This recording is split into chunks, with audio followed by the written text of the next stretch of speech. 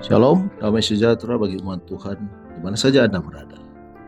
Ketika kita memasuki bulan Maret ini, topik utama yang akan kita renungkan menyangkut penyerahan diri dan penerimaan.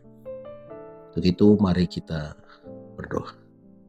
Bapa di surga, kami mohon kehadiran Tuhan menyertai kami saat kami akan membaca dan merenungkan firman. Dalam nama Yesus Kristus kami sudah berdoa. Amin. Judul renungan malam ini, kesempurnaan. Ayat renungan diambil dari kitab Matius pasal 5 ayat 48. Firman Tuhan berkata, "Karena itu haruslah kamu sempurna, sama seperti Bapamu yang di surga adalah sempurna." Syarat hidup kekal itu sekarang sama juga dengan di Taman Eden. Penurutan yang sempurna kepada hukum Tuhan, kebenaran yang sempurna. Jika hidup kekal diberikan dengan syarat yang kurang dari itu, maka kebahagiaan semesta alam ini pun berada dalam bahaya.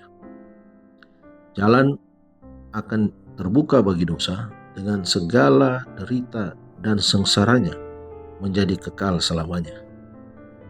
Adalah mungkin bagi Adam sebelum berdosa membentuk tabiat yang benar dengan penurutan kepada hukum Allah.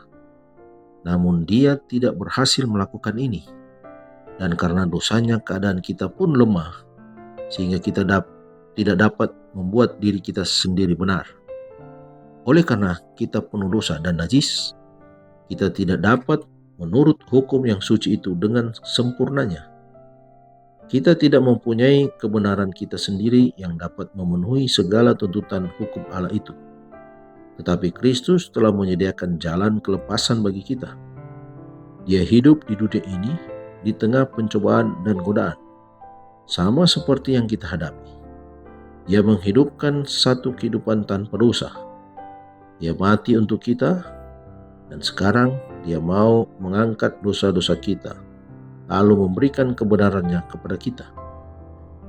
Jika Anda mau menyerahkan dirimu sendiri padanya, lalu menerima dia sebagai juru selamatmu kemudian, betapa besar pun dosa dalam hidupmu di masa lampau, dengan tabiatnya itu Anda dianggap benar.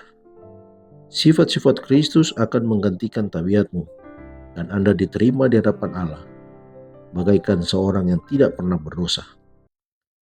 Lebih daripada ini, Kristus mengubah hati itu. Dia tinggal di dalam hatimu karena iman. Sepatutnya Anda memelihara hubungan dengan Kristus ini oleh iman, serta penyerahan kehendak yang terus-menerus kepadanya. Selama Anda melakukan hal ini, Dia akan bekerja di dalam dirimu dalam kehendak dan perbuatan sesuai dengan kehendak-Nya. Maka Anda pun dapat berkata, "Namun aku hidup, tetapi bukan lagi aku sendiri yang hidup, melainkan Kristus yang hidup di dalam aku.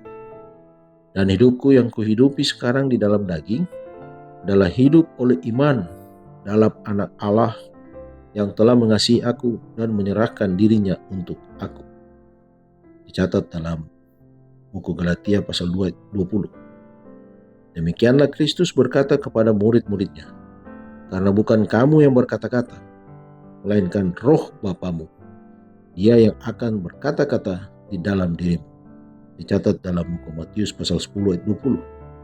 Kemudian dengan Kristus yang bekerja di dalam dirimu, Anda akan menunjukkan roh yang sama serta melakukan pekerjaan yang baik, pekerjaan kebenaran dan penurutan. Itulah sebabnya tak satu pun dalam diri kita sendiri yang dapat disombongkan. Kita tidak mempunyai alasan untuk mengagung-agungkan diri sendiri. Satu-satunya dasar pengharapan kita ialah kebenaran Kristus yang dihizabkan kepada kita, yang ditempa oleh Roh Kudus-Nya yang bekerja di dalam dan melalui kita. Dikutip dari buku Kebahagiaan Sejati, halaman 71 dan 72. Mari berdoa. Bapa di surga, Bapa yang baik, terima kasih Tuhan, Engkau mengasihi kami. Engkau melayakkan kami untuk menerima berkat. Dan dalam menjalani kehidupan kami, kuasa Roh Kudus kami butuhkan, sehingga kami boleh hidup memantulkan Kristus dalam keseharian kami. Terima kasih Tuhan untuk penyertaan-Mu, dan saat kami akan beristirahat malam ini, memohon kuasa Roh Kudus bersama dengan kami. Bangunkan kami besok pagi dengan tubuh yang sehat. Ini doa kami Tuhan, dalam nama Yesus Kristus kami sudah berdoa. Amin. Selamat malam, selamat beristirahat. Tuhan Yesus memberkati.